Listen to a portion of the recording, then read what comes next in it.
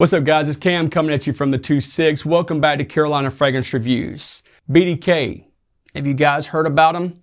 They are getting a little bit of hype. BDK is a niche brand. They're not a new brand, but new to me and starting to get a little commotion through the fragrance community. So I hit my boy Near over at Parfumology up about a month or so ago. Saw that he started carrying that brand. I was like, hey man, what's up with the BDKs? So I got a few samples and there had been like 3 that I had heard a little bit of buzz about, mostly on Instagram, to be completely honest with you. I don't want to say in the Facebook groups because I kind of stay out of there pretty often now. But anyway, just rambling on, let's go ahead and jump into these 8 fragrances from BDK, and 3 will be revisits and 5 will be first impressions. Let's get into this.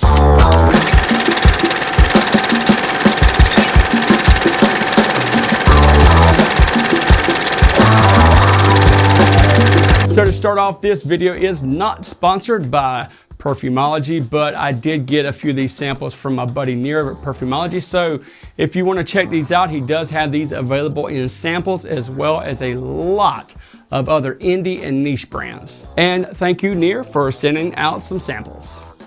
This smells really nice. It's very clean. So this definitely comes off like a fresh, salty, aquatic marine fragrance with a little bit of a fruity vibe, but not like sweet, just a little bit of citruses in here.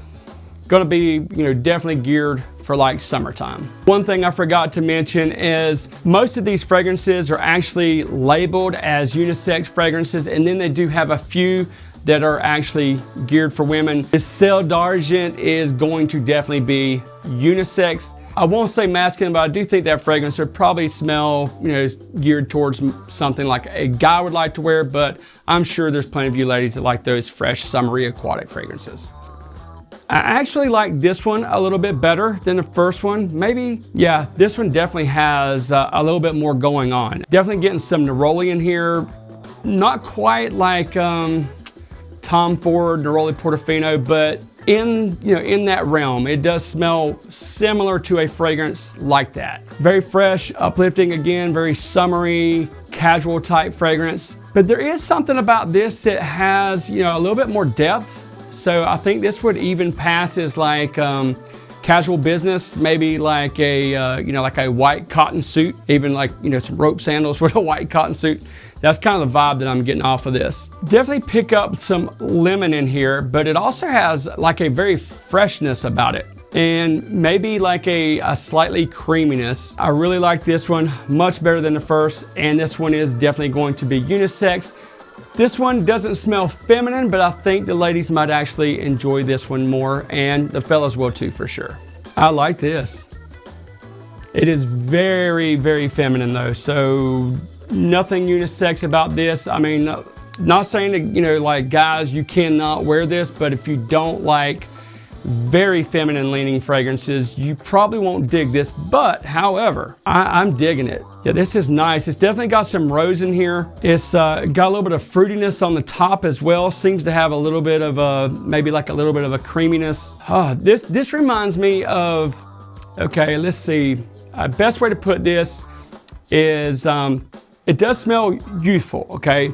So I'm thinking of my more youthful days, a little bit after high school maybe. I'm not sure why, but this fragrance makes me think of a girl that I dated one summer. She always wore those little summer dresses. She was one of those real sprite and perky, dainty females, if you know what I'm saying. She was very, very feminine. That's what I pick up off of this. It seems dainty, very feminine, kind of cute. But the rose does give it a little bit of depth, so it's not going to be exclusive to for the younger ladies. So I think the rose gives this enough depth to where, it's going to be okay for anybody, but it is a beautiful scent. I am really, really digging this. As far as female fragrances, sometimes I don't get super, super excited to be I would love to smell that on a lady, but ooh, yeah. Yeah, this one is really good. Fellas, if you want to buy your lady something nice, I think this is going to be a good one. We'll come back to the dry down. I'll give it an actual rating, but first impressions, I really, really like this. You can tell that there's super high quality ingredients in here. Oh, wow. That is nice. This one does lean a little bit feminine, but the tuberose is not super dominant. It's definitely in here, but there's a real creaminess about it, like maybe sandalwood, definitely some vanilla, because it's sweet and creamy. Even as it's drying down a little bit, it doesn't smell quite as feminine as it did like on the initial opening, so maybe I need to retract that. Yeah, this is definitely going much more unisex than that initial blast, because it was really kind of sweet on that opening. Some of those white florals can be a little heady. This is just like really skillfully blended. This is super nice. As a matter of fact, I'm going out on a limb. I'm thinking this one might be my favorite so far off of first impressions. Sweet, creamy, sexy. I dig it. Definitely dig that. Oh, wow. Okay. Again, it's one of them ones that just does like a segs really quick. Now, I could be wrong. It does smell like it might have rose, but that went away like really fast. So I'll actually have to check the notes out on that one. Comes off a little bit spicy, but also maybe a little woodsy, spicy and woodsy. Okay, so I'm just pulling this off the website. It says cardamom, nutmeg, cumin. There we go.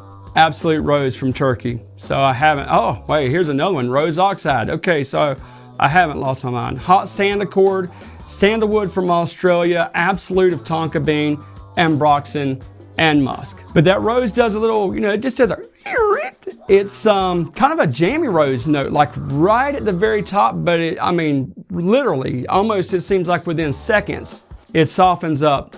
But now I'm actually starting to smell that Absolute in there, which gives it like a little bit more depth. But I'm still getting a little bit of that spiciness, a little bit of that woodiness. Definitely still getting the florals in here, but the florals are not like overly dominant to where it would completely lean feminine. A guy could definitely pull this one off, no problem. Yes. I like this one a lot. I remember that this one had a note of suede, but it also has a creaminess, hence the creme. This one is nice. This one's gonna be perfect for fall. Got that sweet creaminess. It's got a little bit of richness. The leather is a suede note, so it's not like a pungent animalic leather. It's gonna be like a soft leather. And it also opens a little bit green, with those citruses, with that, that mandarin and the pineapple. It does have a little bit of sweetness, but it's more of like a greenness with that citrus, with a little bit of sweetness, without being overly, citrusy and juicy and all that. And then it segs rather quickly into like that creamy, sweet vanilla, sandalwood, leather fragrance, or I won't even say leather, we'll just stick to that very soft suede. To me, this smells a little bit regal, so I think this would be more of like a dressed up fragrance. This would be great for a night out. I think this would probably be more like the date night scent, fall, winter. This one's a banger. I love this. This is really good. Okay, so the next one is a fan favorite. Everybody has really hyped this up and talked a lot about it. My first impression is like, yeah, this is good. It is considered a gourmand, so those of you who know, it is Rouge Smoking. So this one has some cherry in it. I think it may have like some almond, but I didn't find it to be like one of those really deep, really thick and deep, decadent gourmands. It's more of a lighter gourmand. Let's just say, I don't know if it'd even be fair to say like the Adiel EDP from Guerlain. The cherry note in this is very similar to that, where you get that, that vibe from the Guerlain. You also get that in here, but this one goes more in gourmand territory, even though that one has almond as well. It's in that same vein, but this one is much, I won't say much sweeter, but significantly sweet enough to where this one would lean more towards the gourmand territory. What I remember about this, and it just reminded me, cherry vanilla soda or Coke or Dr. Pepper. It's got that vibe like right on the top. It's like a cherry cola with vanilla. But that cola vibe, it goes away rather quickly. It's just on the opening, maybe first 2-3 minutes. But the vanilla is really nice. It's creamy. The cherry is really nice. It's not like a syrupy cherry. It's just like a light cherry. And of course, the juice is even a little bit reddish. The bottles, these bottles are really pretty. Nice, again, very, very top shelf type ingredients in this. Going back now, don't shoot the messenger. This is just my opinion. And of course, I'll go back and give like a real quick rating so I don't waste much more of your time.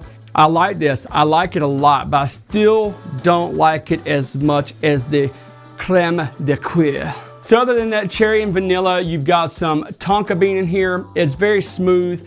It's even got like a sexiness about it. So this one is very smooth, fall, winter, maybe date night, just depends on what you like. It is a nice fragrance. I do like it a lot, and I do understand the hype. So we'll see where it rates in just a sec. Now, this is the fun part. I intentionally saved this one for last on purpose because I do remember at that particular time, out of the three that I smelled, it was my favorite of the three. Now I am leaning more towards the Creme de Cuir, but we have Gris Charnel, maybe Gris Charnel. Again, I'm not French. So this one just really took me back, like, you know, when I first tried it. Yeah. This one is really, really good. It's a little bit spicy on the top. It's got tea, it's got fig. Wow, it's got a creaminess, so good. This is really, really good. Oh, yes. Quality ingredients. It's spicy, it's soft, it's cozy. If I'm not mistaken, there's also tonka bean in here. This is not your typical tea and fig fragrance, but don't get me wrong, I love my tea and fig fragrances. They managed to make this one sexy though. This one is also, even though it is a tea and fig fragrance, I still feel personally that this would be more towards like a fall and winter fragrance. So again, kudos for, you know, making a tea and fig fragrance. Not so much, you know, just like one of those real fresh and easy to wear spring and summer fragrances. This one actually probably could be pulled off year round, definitely unisex, but for some reason it seems a little bit darker than usual, probably from that tonka bean. So more, you know, cooler weather, even, you know, like cooler spring. But this is, wow. Okay, so we'll just go backwards. This one's a 10, without a doubt. So Gris Charnel is a 10 out of 10 for me anyway. The Rouge Smoking is going to be an 8.5 for me. That's just, again, off of what I like. The Creme de Cuir, I'm gonna give that one a 9.5. I slightly like that, just a tad less than the Gris Charnel. On the Nude de Cible, I am going with a 7.5 on that one. On the Tuberose Imperial, I'm going with a 8.5 on that one. That one was really, really good. On the Bouquet de Hongre, the ladies fragrance, 10 out of 10. I absolutely would love to smell that on a lady. I'm gonna see if I can get that hooked up. On the Citrus Riviera, I am going to stick that one with a 7. I do like it a lot. Make that a 7.5. I'm just gonna bump it up just another tier just because it had a little more depth and I did like that a lot. Which will leave the Ciel d'Argent or however you pronounce that. I'm gonna rate that as a 6, and it's not because it's a bad fragrance, it's just not overly unique.